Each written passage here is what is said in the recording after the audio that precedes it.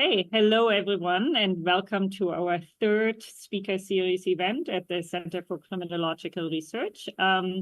Before I introduce Hello our speaker for everyone, and today, welcome I to want to our start us off with a land acknowledgement. The University of Alberta respectfully acknowledges that we are located on Treaty 6 territory and respect the histories, languages, and cultures of First Nations, Métis, Inuit, and all First Peoples of Canada, whose presence continues to enrich our vibrant community. And so today, I am very honored and excited to introduce our speaker, Dr. Heith Copes. Heith is a distinguished professor at the University of Alabama at Birmingham, which means that he currently does not have snow on the ground like we do here. Heith is a sociologist by training, and he focuses on studying those who engage in crime and also drug use. His research essentially falls within two primary areas, criminal decision-making and narrative sense-making. And Heith uses a variety of qualitative methods for his work. So he's done work including semi-structured interviews. Heith has done ethnographic observations and also photo elicitation interviews. He's published widely in all of the top journals of our discipline, including Criminology, Crime and Justice, Social Problems, Justice Quarterly, and so on. He's also on the board of the flagship journal of the discipline, Criminology. And today he will be speaking to us about his photoethnography with people who use methamphetamine in rural Alabama. So Heith, we are super excited to have you today, and I'll give it over to you. All right, well, thank you. Thank you for that nice introduction, and thank you for the invitation to come to the Center for Criminological Research Speaker Series. Today, I'm going to talk about photoethnography with people who use meth. So let me pull up the slides. I'm going to do my best to not make some mistakes during the transitions between slides and videos. But, of course. All right. Is my PowerPoint up and going? All right. So I have used a lot of methods to understand people who use crime or commit crime and use drugs. So today I'm going to focus on a photoethnography that I did with Jared Ragland. And about 2015-16, we started a project where we went to rural Alabama. I was the sociologist, criminologist. Jared's the photographer. Jared was a photo editor at the White House under Bush and Obama. And so we teamed up to kind of understand people who use meth in these rural areas. So most of the research that I do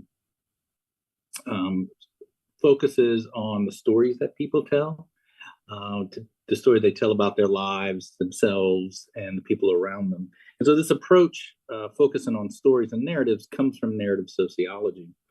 And it suggests that stories are a core part of what it means to be human. So stories allow us to make sense of the past, allow us to assign meaning to people, places, and things, to construct personal identities, and ultimately shape how we respond in specific situations. And I think that's kind of the key part. We know that stories can explain the past, but how do stories kind of shape our future, shape our behaviors in specific situations?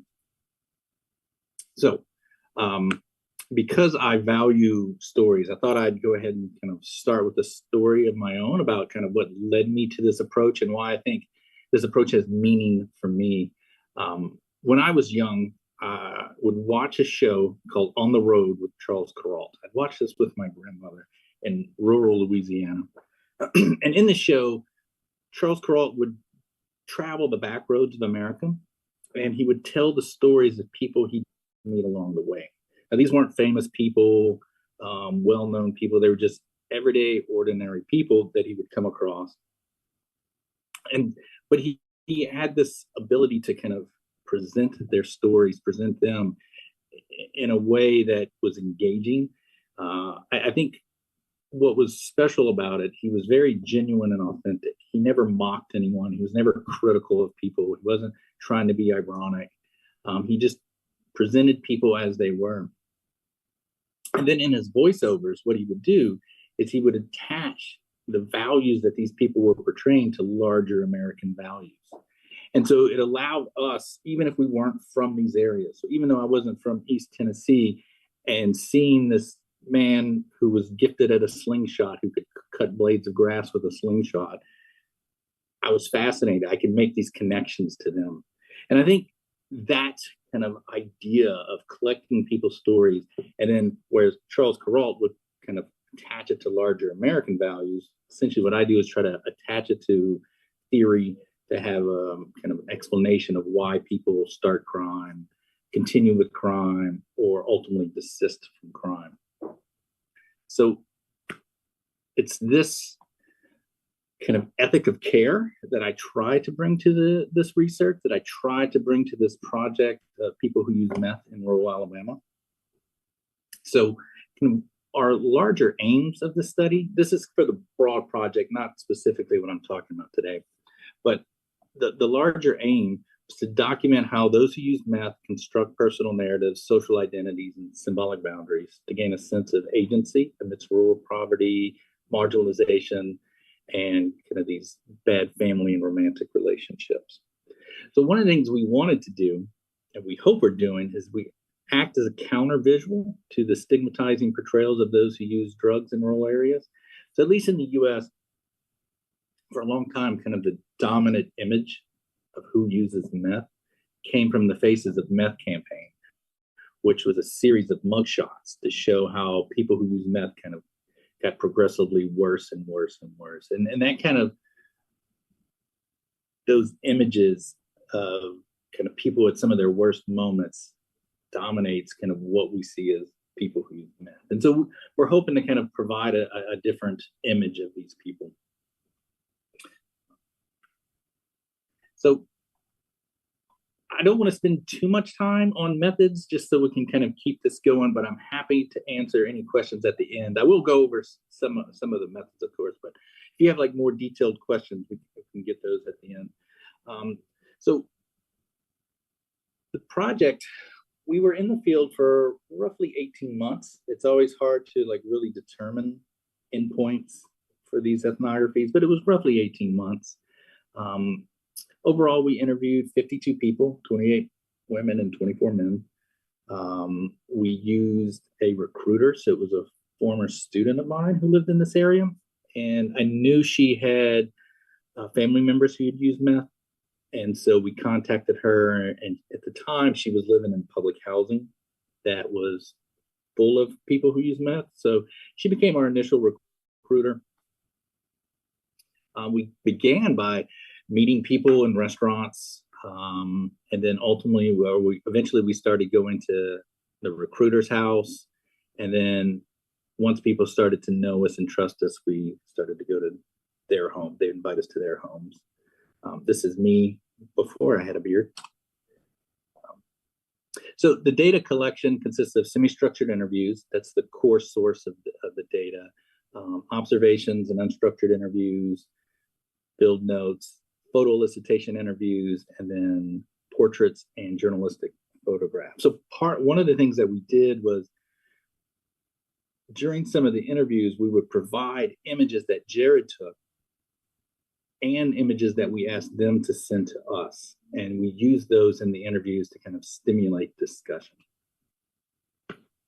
Now, before I really get into it, I want to say a little bit about kind of the importance of contextualizing photographs, because one of our core aims was to act as that counter visual.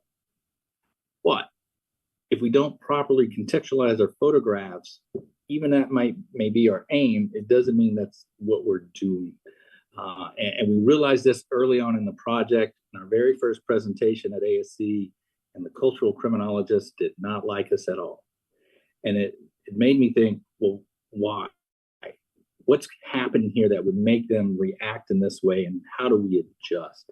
And I think one of the key things that we adjusted is trying to better contextualize our images. So if we take this image here, this is a woman we call Alice.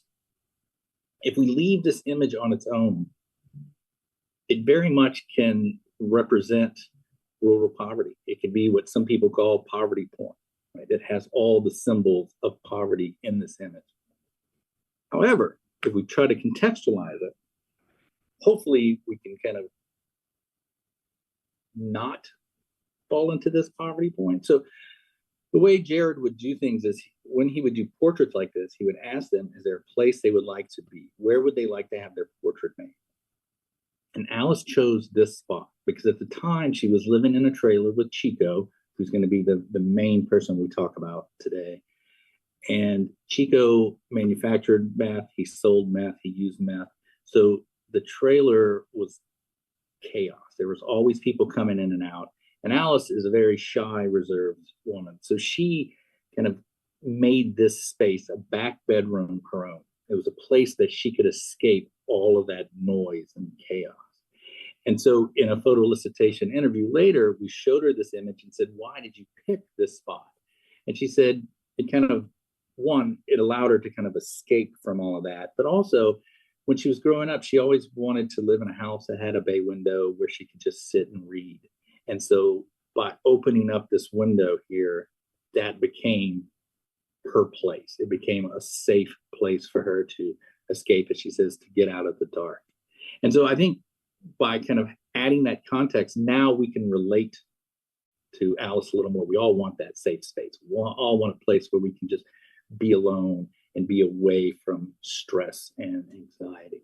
So hopefully we all look at these images through this context of trying to contextualize it, not just through their perspective, but also through mine and Jared's perspective. So before I get into the heart of the presentation, I do want to show a short video of JC. And I think this video, it's a 1 or 2 minute video that really kind of exemplifies what the main aim of the talk is today. So I'm going to switch over to a video.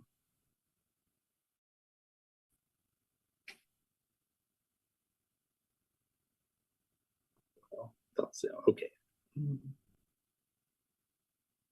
We got a pharmacy, we got a pharmacy, a barbecue place that shut down, and a store. What the fuck? That's good for you. What is going on with? I'm not used to this. I fuck with the Mexicans and like people that get high. You know what I mean? We conduct business. Like you see these people, look how they act. You know what I mean? What the fuck? I profile like a motherfucker around here. WWE Pep Talkers! With Pro ID technology, they really recognize each other! I don't know what, I beat everybody else. Y'all ever met anybody like me, man? Have you? Because I was that guy that would wait around on the corner for you to come by and hit you with a fucking baseball bat. Used to be that guy, you know what I mean? I had that fame of the streets. But then in the other side of the law, good people, civilized people, good people, I was a fuck up, you know what I mean? So that's where I'm caught in between. All right.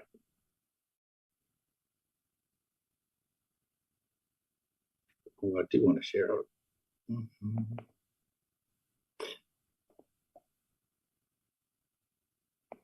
I'll get back to the, there we go. Is my video back on? Sometimes it shuts off. Yeah.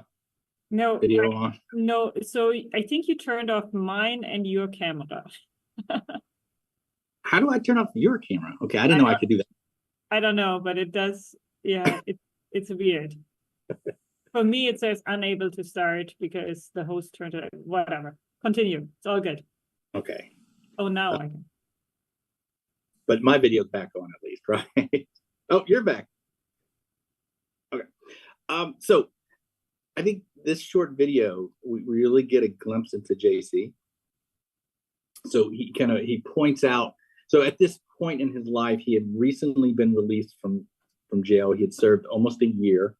During that time, he lost his home and his job. So him, his wife, and his stepson are now moving back to his hometown with his mother. And so here he is driving through this town with us, pointing out how things have changed and not for the better. He talks about how he's caught in between. He's kind of, he's trying to find respect that he knows he can get through the dangerous men, through drug use, through violence. So when he says he's not used to this, he's used to hanging out with the Mexicans and people who use drugs. The Mexicans at this time were the main drug dealers. They were the dangerous people. So he's making these connections, how he fits in with these people. But he also wants to fit in with more conventional citizens. So I think kind of that moment where he looks back at it and said, have you ever met anyone like me? It's kind of, he's recognizing this alienation where he wants to fit in with conventional good people, as he calls it, but he doesn't quite know how to. And so he's caught in between, as he says, between the dangerous men who engage in violence and use drugs, and then the good people on the other side of the law. And so these two images kind of capture, this is him with his wife and stepson trying to be that father, to be the conventional good person. He's on work release at this time. And then the other image is him solely focused on drugs. The PowerPoint is not shared, so you need to share the PowerPoint so we can see the images. I'm going to go back to Zoom, share.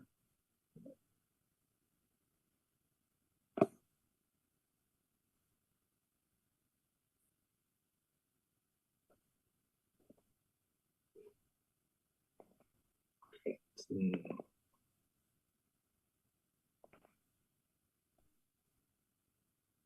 All right, so that was the two images I was speaking of. Is that better? So work release in one, focus on the drugs in the other.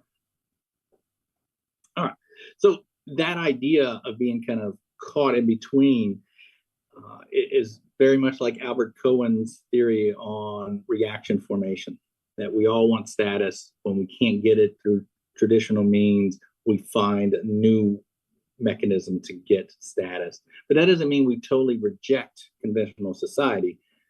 Like JC and Chico, who were fixing to highlight, kind of, they try to straddle both, but sometimes they just are unable to. So this is Chico. This is who we're going to focus on today. Chico's a 50-year-old Hispanic man. He's been using meth for over 3 decades. He lives in a trailer on family property. He doesn't work, at least not in the conventional sense. Rather, he cooks, sells meth, and he just generally hustles for money. In the time that we were doing the project, he was in jail at least twice. Sometimes we would lose track of him, but we know he was in jail at least twice.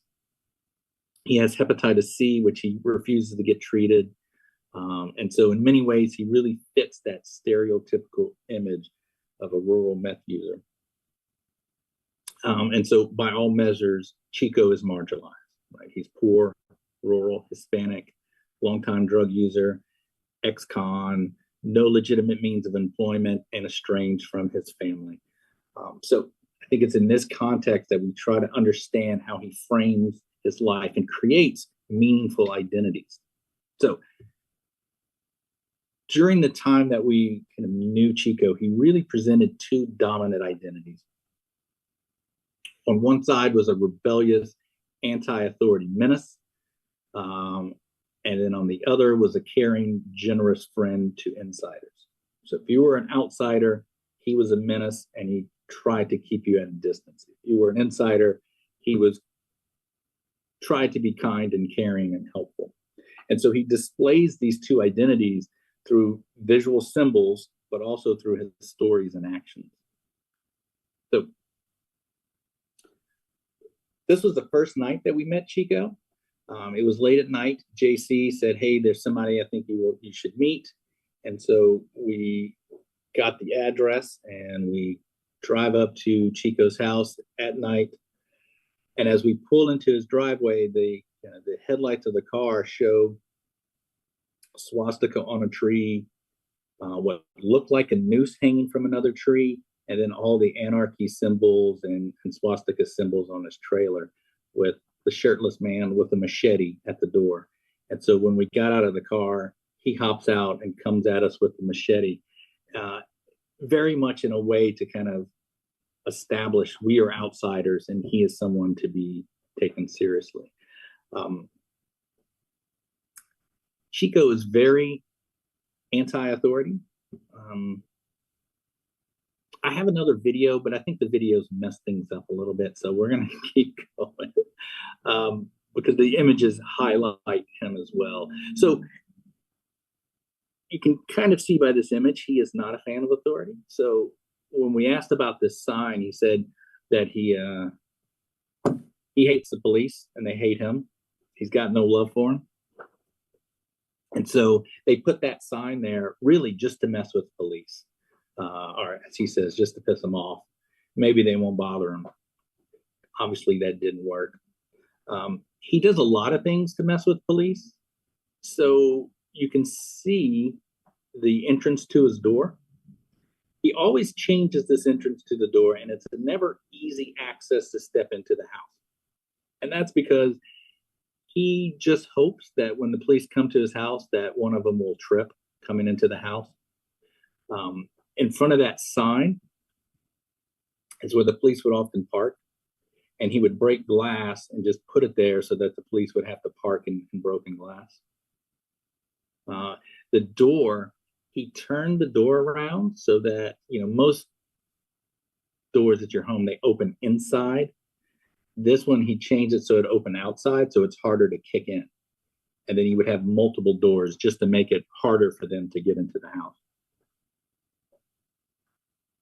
He would often decorate his home in offensive symbols, right? So we got anarchy symbols. FTW was fuck the world. He's 100% 24/7. Enter at your own risk. So a lot of images. He also had this sign here that says, "Don't get caught being stupid" on one side. And on the other side, it says, "Not all are welcome." And so this "don't caught being stupid" sign has multiple meanings, right? Is it him reminding himself and his friends, hey, don't get caught being stupid. Don't do stupid things to get caught by the police. Or is it a warning to outsiders, don't do something stupid here because he will take care of business.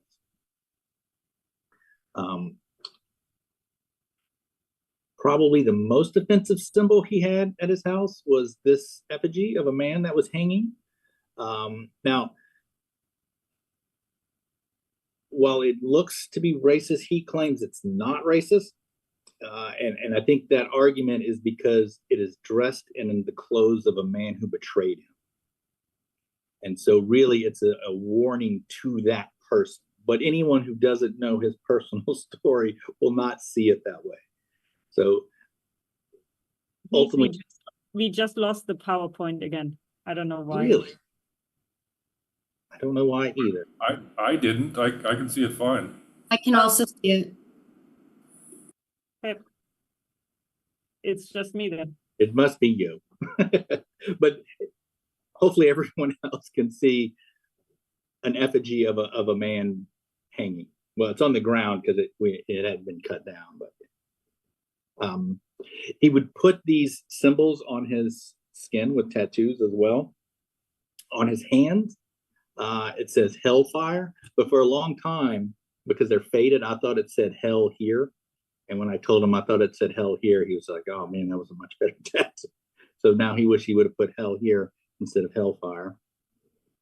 You can see the Aryan symbols, the drug symbols, a lot of marijuana leaves tattooed on his body. All of these essentially are designed to shock us.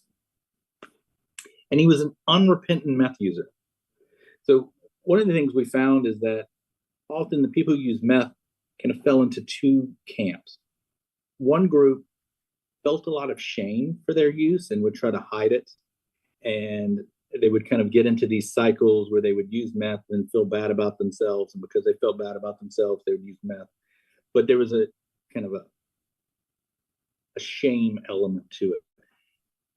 The other group had no shame. This is where Chico fit. Chico was an unrepentant meth user. And in his words, he says, "Is it my first love? Not by far. Is it my last? I hope so." He said, "Meth is the god. We need this meth god." So for him, his god is the meth god. That's how much he valued meth. And hearing these stories is often, it's designed to shock, right? We don't typically hear people talk that fondly about serious drug use. This was also the first night that we interviewed him. He did the whole interview in the dark with only his phone flashlight. That was the only light in the place. On the table, you can barely make out the machete that's on the table and some other things there. So this is the rebellious menace persona of Chico. So, the coming at us with the machete, displaying these weapons. Other times he would just wear a mask. I don't think I have an image of that one here. The offensive symbols in the yard, on the trailer, really are all designed to offend conventional sensibilities. So essentially for him, he will fight the system no matter how small the fight. But that's the image he portrays to outsiders. The insider image is different. So on this day, we came to his house and his girlfriend had just left him. So he was alone and he was carrying a letter that she had written him. And he's crying. So this was the day that kind of Chico really opened up to us. So he's crying. He actually asked for hugs from us. And it kind of led us into that insider perspective about who is he other than the shirtless machete wielding man. And so on 2 occasions that we were doing the project, he had women living with him. And on both occasions, he painted over his trailer to remove those offensive signs.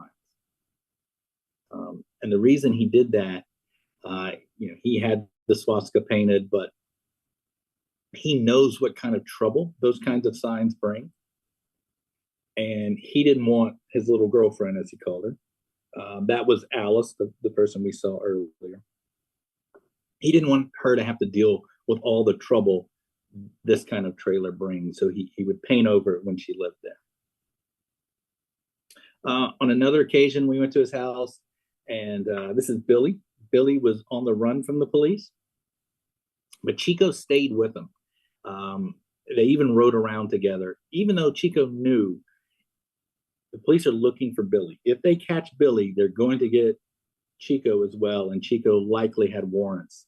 And matter of fact, later this night, both of them were arrested, but he didn't want Billy to feel like alone and left out, so that's why he stayed with them.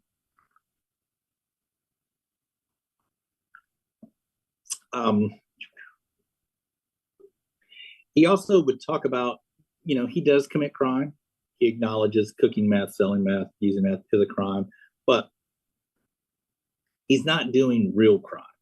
So for him, he's not robbing people. He's not stealing from people. He's not killing people. He just prays to the meth god and everything works out. So for him, that makes him not that bad because he's not doing truly bad crimes. On this day, we showed up. A local convenience store had burned down, and someone had salvaged all this beer and gave it to Chico. And so this is Chico cleaning the soot off of all these beer cans and bottles.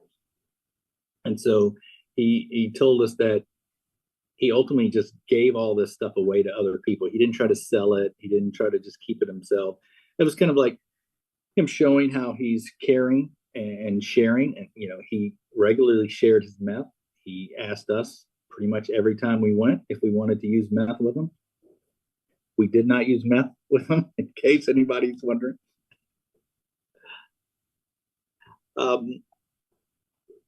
So I think Chico also kind of sought our respect. We treated him well. We treated him with respect. And so he also asked us one time, I'm not such a bad guy, right? And this, to me, this is kind of reminiscent of JC's looking back. Have you ever met anyone like me? He's trying to make that connection.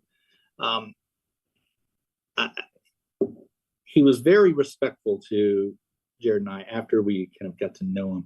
And on one occasion, I had a student doing an interview with him, and people kept coming to buy drugs, and he made them all leave the house and not talk to him until he was finished with the student.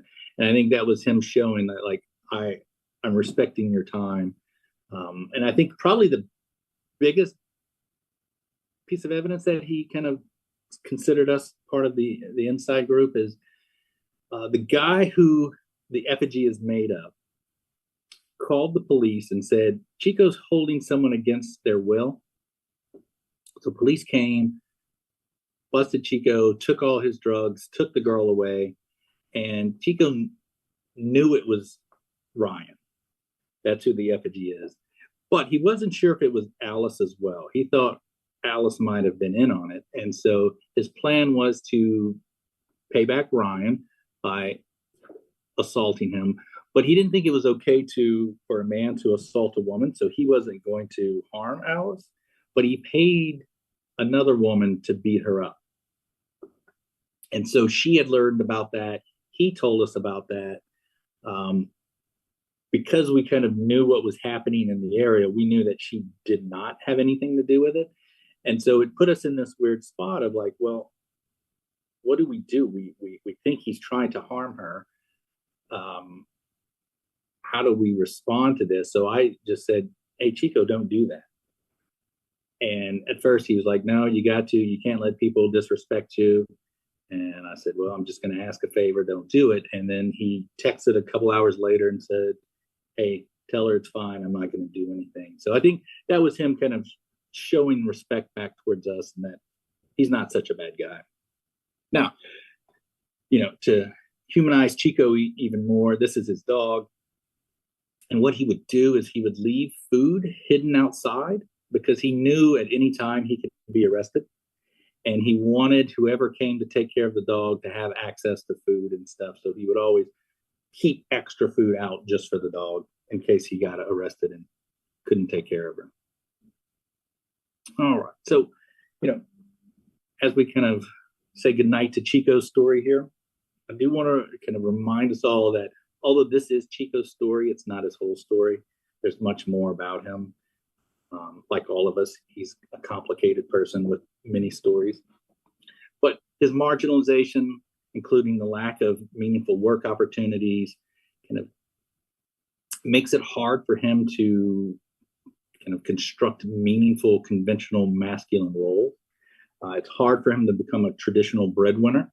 So he, like JC, looks for alternative ways to maintain the sense of agency and selfhood, and kind of so they start to adopt these identities as dangerous men, where they can kind of create, enter, navigate these chaotic situations, test their mettle, establish a sense of worth, and then situate their masculinity in these culturally recognizable terms. So they, as JC said, they're caught in between.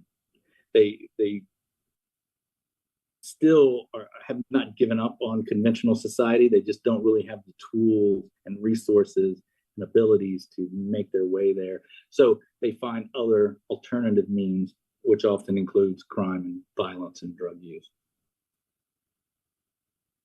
So kind of to go back to the beginning here, stories are a central part of who we are. They shape how others see us and respond to us. They shape how we see ourselves. They shape how we interpret situations and act in the moment. And so, our stories can be interpreted in many ways. Here, I focus on the stories of JC and Chico to show their resistance to conventional society and their desire to be a part of it, how they acknowledge the bad that they do, but also how they remain good people, how they see themselves as good, bad people. So hopefully through these images and the stories, that what people take from this is that people who seem to be very foreign to us, we still share a lot of similarities. So Chico and JC may seem distant, but at some level, we share a lot of commonalities with them. Like us, they're shaped by their upbringing and social positions. Like them, we find ways to develop a sense of self-worth through the resources that we have. Many of us want autonomy and are loyal to our group. We just show this in different ways. So I'll end on this image that we began with and kind of imagine these droplets to represent all of our stories and how they're interconnected and ultimately make up who we are. So with that, I will open it up to questions. Thank you so much, Heith. Should I stop sharing the screen or leave it? I never saw the screen, so I don't know. Did it stop for the others? Yeah. Did others see the screen? Yeah, I think it was just a me problem or my computer problem.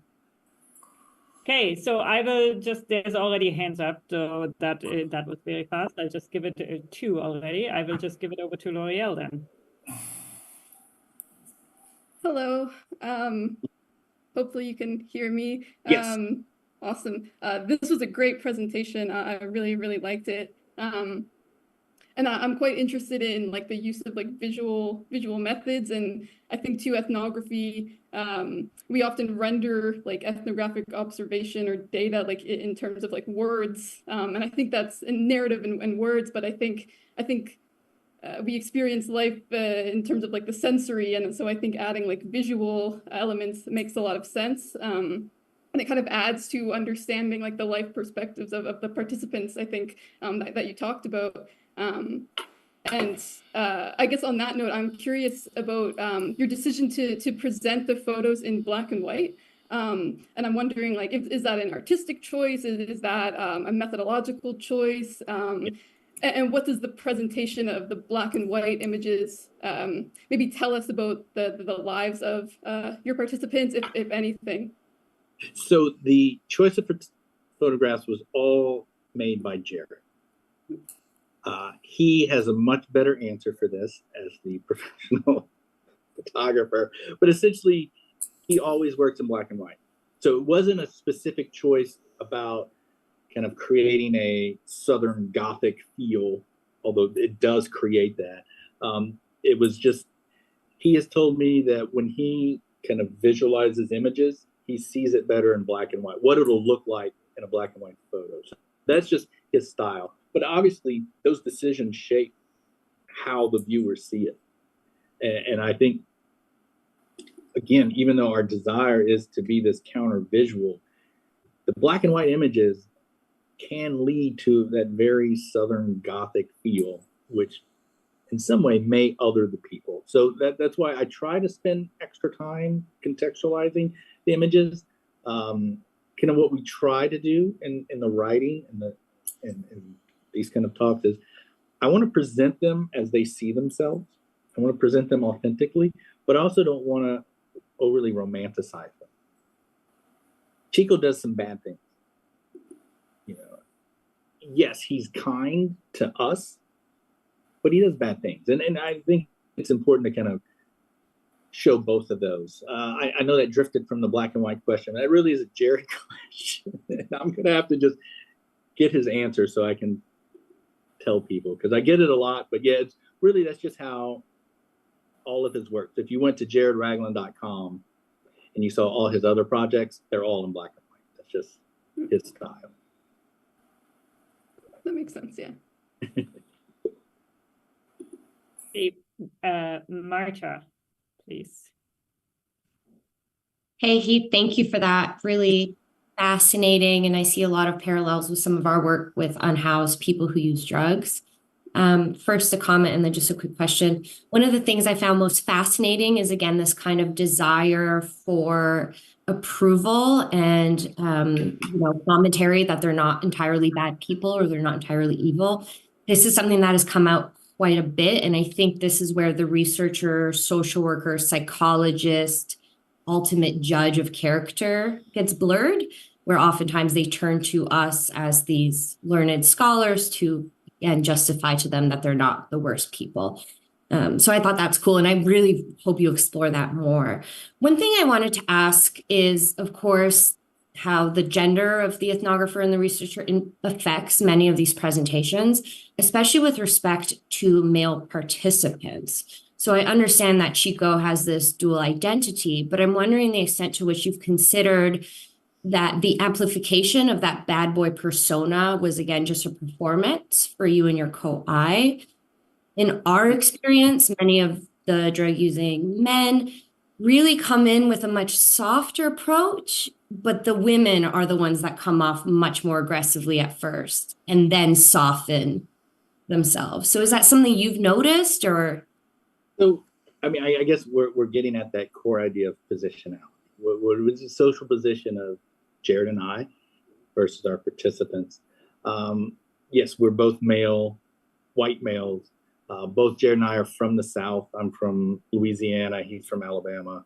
My family's from rural Louisiana. My family has people who use drugs, including meth, who live in poverty. And so I think one thing that I'm going to get to the gender question. I'm kind of, okay. We're winding. I think kind of that background allowed me to navigate the space easier because I've been there. Not personally, I have not, used meth and stuff, but I've been in these types of homes. I've been around these types of people, and so it kind of helped. So in terms of gender, I think the main thing that we had to confront is kind of these jealousies. So we have another paper where we talk about kind of the symbolic meaning that the men and women would attach to meth. And almost all of the men, like when they say, "Why do you like meth?" they say meth's a sex drug. Mm. Now, some of the women said that as well, but it was rarely like the main number one reason. And so what we found is that because the men see meth as such a sex drug, that it causes them to try to control the women, control who they can use with, when they can use, how much they can use, the manner in which they use. And so because of that jealousy, so like Chico directly said, "Oh, you never let your woman go off with another man, like even to go to the store. You just don't do that." And so it created a situation where, do they think we are romantic rivals? That we're going to come in and kind of, because meth's the sex drug, the women are going to want to come with us. And so one of the things that I tried to do is kind of portray myself more as kind of like that kind old father uncle figure, right? I am no harm to anyone. I am a safe person. I'm just the old guy, right? So we kind of like played up those roles, kind of more of a fatherly type role, paternal type role. So yeah, I mean, those things certainly matter. I'm trying to think, like not all of them came out as hard as Chico. When we first met JC, we'd already met his wife and his stepchildren. And we had, it was around Christmas and we brought Christmas gifts for a bunch of the kids out there. So when we finally met JC, he knew that we had provided gifts for his kids. And so he was just like, "Hey, you were good to my people. I'm good to you." And so he was never aggressive or kind of anything like that towards us. And then for the women, it was the same. That yeah, they had the full range. So I don't know how much the early presentations were solely designed to construct those ideas of masculinity and femininity because Jared and I were male researchers. But certainly there was some of that is happening throughout the time, man. Yeah, that's awesome. I just love to see some comparison if you sent in maybe 2 students or 2 women profs in, and to see if that level of aggression would be there. But super cool. So only student we brought up there was a woman, and okay. but she was always with me. Like she never went there alone. So it was always either me, her, and Jared, or me and her. So, but yeah, we didn't specifically look for that. That's fair. Thank you. Okay, so we have 4 hands up. Katharina, I think you were first. Okay. Yeah, thank you so much for your presentation, and it's great to get a chance now to ask questions about your research. And I have one concerning the term stories, and it's more a methodological question, maybe. So I'm wondering if you, I mean, we know this about ethnographic research, that the stories we choose to tell about our field and our participants, they are in a way constructed. But if you now use pictures or photos to support this story, then I feel like it intensifies the maybe sort of construction in it. And so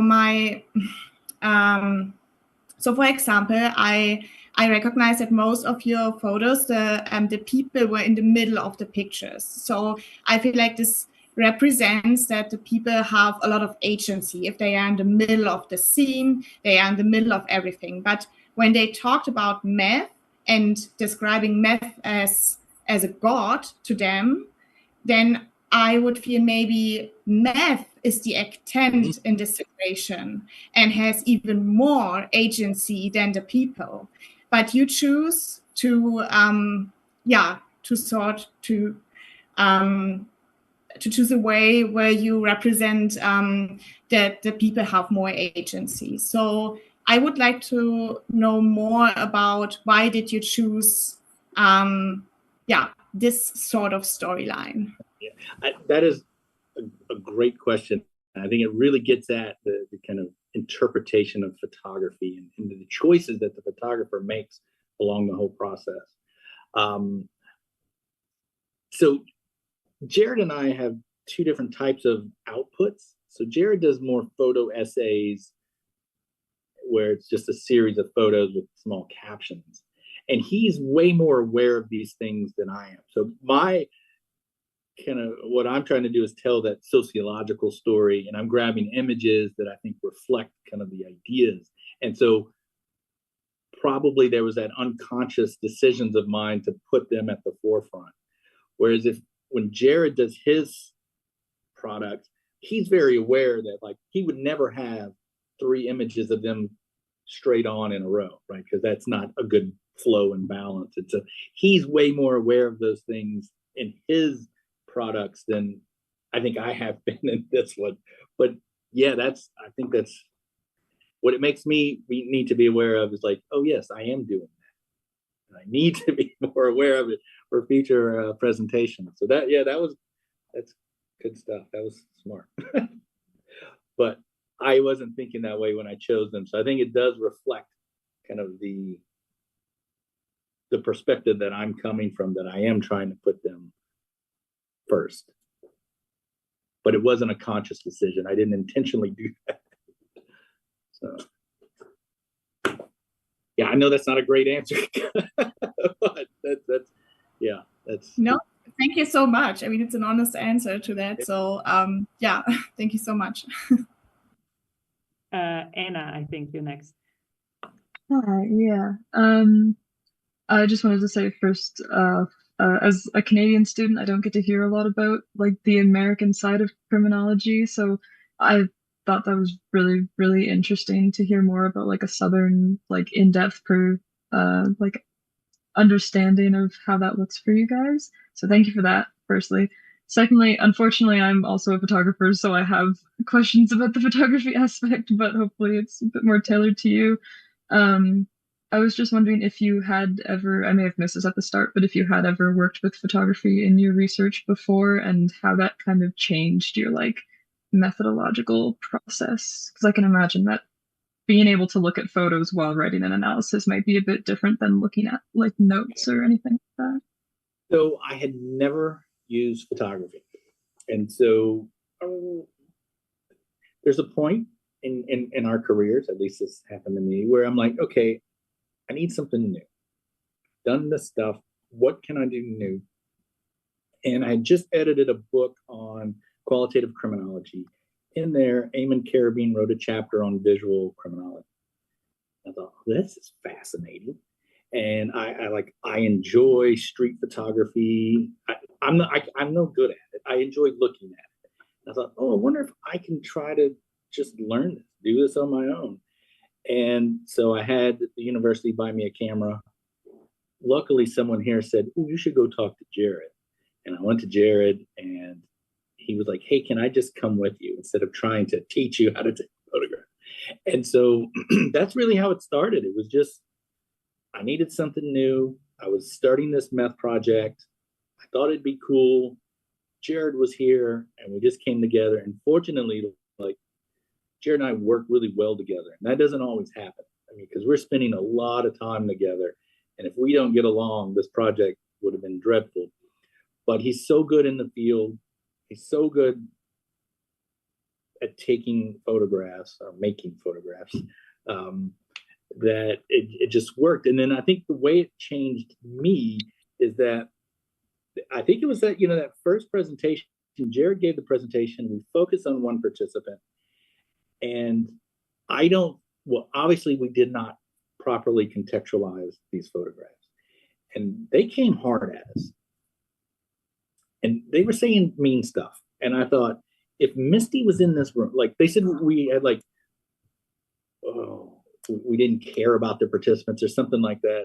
And I thought, if Misty was in this room, I would have to probably physically stop her from fighting this person. Because Misty really liked us. I mean, we were invited to all the birthday parties and all of that stuff. And I thought, okay, so clearly there's a disconnect between what we're trying to do and what we're actually doing. And at that point, we kind of got together and like, well, what's happening? Well, currently we're only presenting things through our lens, literally through Jared's lens only. And that's when we said, well, why don't we incorporate the participants' lens as well? And so we added a new component where we asked them to send photographs that they thought reflected themselves. And so then we had photographs from them, we had Jared's photographs, and then we started doing the photo elicitation interviews in a way that now they can kind of go back to these images. And so the kind of tension between Jared and I is that there's some images that I think are great because they are really good at a photo elicitation, but it's technically a terrible image. So we have one of Alice and it's very blurry. And he's just like, this is a terrible photo. Why are you using this? But in the interview, it was great because that day that he took the photograph, it was mid-August in Alabama. So it's very hot. She was like, we were scheduled to meet her, but she wasn't replying back. And, it's probably 8, 9 o'clock at night. And so as we're leaving, she texts and says, hey, I'm at this place. And so we go there and see her, and she's got full long sleeve shirt on. And she's kind of teary-eyed. And at that point, she was trying to stay clean, but she relapsed. And she didn't want us to see the track marks. And so I was like, okay, I'm not trying to collect data now. Let's just hang out. And because it was dark, he took these images. And that's why they were so blurry. So later on, when I showed her that image, she can come back to this time and talk about what she literally said is like, oh, I was blurry like this picture. I didn't know if anyone cared. I didn't know if I cared. And so that image, even though it's technically terrible and he hates it, it's great for me, right? Because it allows them to talk. And so I think kind of what I learned from the photography is we got to really contextualize it. We can't just throw these images out. And contextualize includes their stories, but also our stories too. We can't leave ourselves out. So we kind of, it's a balance. And to try to generate images from them as well, so that it's not just us portraying them. It sounds like the photos kind of became a pretty like main focus point of the research. Would you agree with that? Yeah, because there's something about the photographs that I think helped build rapport with people. So not everyone agreed to have their photograph. But those who did, it felt like once they allow us to take photographs of them in their homes, doing their daily lives, they kind of really, it created a kind of a connection. And so it was a key part. So a lot of the data, I think, was kind of the stories they told us were because of that photographic element somewhere, either because allowing us to take their photos created that rapport, or the photos themselves allowed them to come back to these moments and kind of talk about them. That's really, really cool and interesting. Thank you so much. Okay, so we have 2 more hands up. I hope we can manage the 2 questions. So Sam first and then Gabe. Thanks so much, Heith. Okay, I'll keep this brief, but thank you so much for the presentation. It was really interesting, especially to hear about more about the visual methods. But my question is more about, like, given like the amount of time that you spent in the field and the population you're working with and the topics you were working with, and even how you initially met Chico with his machete in hand. I just want to know more generally, like, what you do to kind of take care of yourself in the field. So like what self-care looks like for you. And then like what you would recommend to students kind of going to similar fields of work as yourself. Yeah. So this is I find this interesting because I think there's a generational thing here. We didn't self-care. I'll just be honest. That was not in our vocabulary.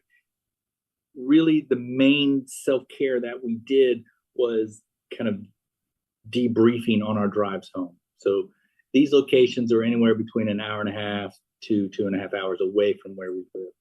And so the drive back and just trying to process of like, oh my God, what are we doing? This is too much, right? And there was a time where it was too much. And I probably should have been better at self-care.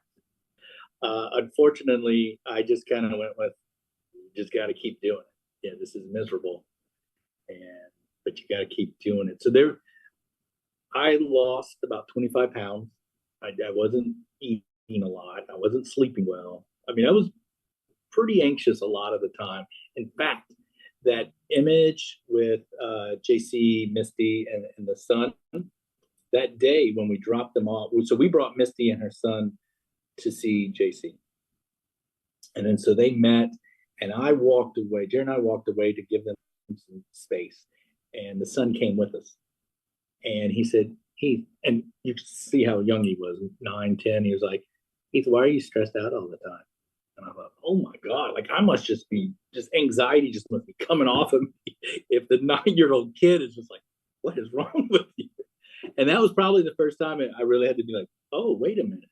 I'm not tired because of these long drives.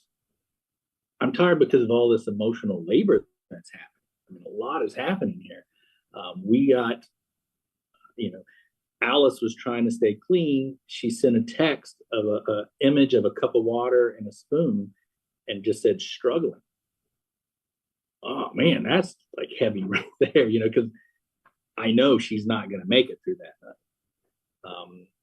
Another one, JC was in jail. I texted Misty and said, hey, how's JC?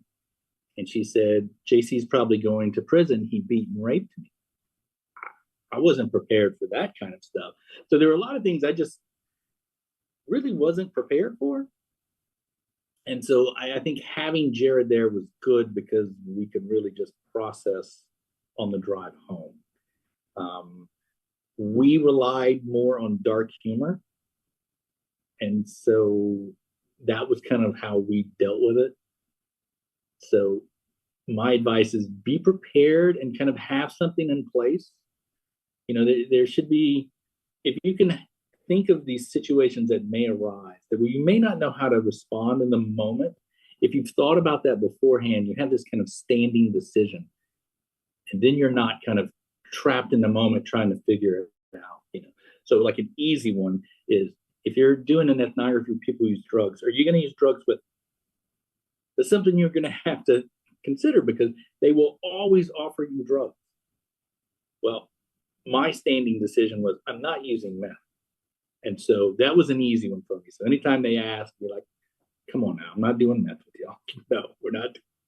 And so if you have kind of can think through those things of like, okay, here's going to be these uncertain situations. How should I respond? If you have that already kind of planned out, it'll help you in the moment. So I was not good at self-care. I will not be going back out there. That's my new self-care. I'm not doing this anymore. It's too hard. It's the main reason my project immediately following this one was with people who use peyote, because I thought, you know what? These people on psychedelics are usually in good moods. They're trying to like improve their lives, heal from their trauma. This is not going to cause as much anxiety, and that has been the case. So I'm not good at the self-care stuff. I can't answer that. But be aware, it can happen. It's an honest answer. So Gabe, you get the very last question because we're already over time. It's not even that good of a question, so we'll see how it is. Yes, so my question is, I guess, about like the Hakenkreuze and the like Confederate flags. Because in my time, I have, interacted with similar people like Chico and Billy, usually like work acquaintances or like friends of friends or people that I would sort of peripherally meet at a party. And, we'd be talking and I would notice, like a swastika on their finger. And as a Jewish person, that's sometimes a little surprising and maybe like a little frightening. And then I would interact with them and they'd be like, oh, like actually you don't need to worry about me. Like, like you and I are cool. So I guess my curiosity is obviously there's this sort of like anathemic use of these symbols as sort of I'm different and distinguishing themselves from a society that they want to reject. Was there any real like racial animus or ideology there, or was it sort of the situation of just for looks? Yeah. So Chico is Hispanic. And so really he did this to be offensive. I mean, how do you have swastika and anarchy symbol, right? Like, because both are offensive symbols to good Southerners. Right? We don't like that stuff. So if you put it on your trailer, that's a different type of menacing rebel out there. So these were purely designed to offend. So he never spoke about race. The only time he spoke about race is that he didn't trust the Mexicans bringing in the ice because he thought they were putting heroin in the ice to get you more addicted. So that's why he was one of the few people who was still cooking meth at this time. Because in this area, ice had come in and it was so cheap and it was so much better than what they were producing. But that was the only thing, and that was more of a like, I can't trust drug dealers because they want me to be addicted. So yeah, he never spoke about it. I think he would say, we're all socialists. You like your roads, So he always would turn back to the fact that we like our interstates as evidence that we all socialists. So yeah, he never, outside of all those symbols on the trailer, he never really spoke about it. Thank you. That's very interesting. Yeah.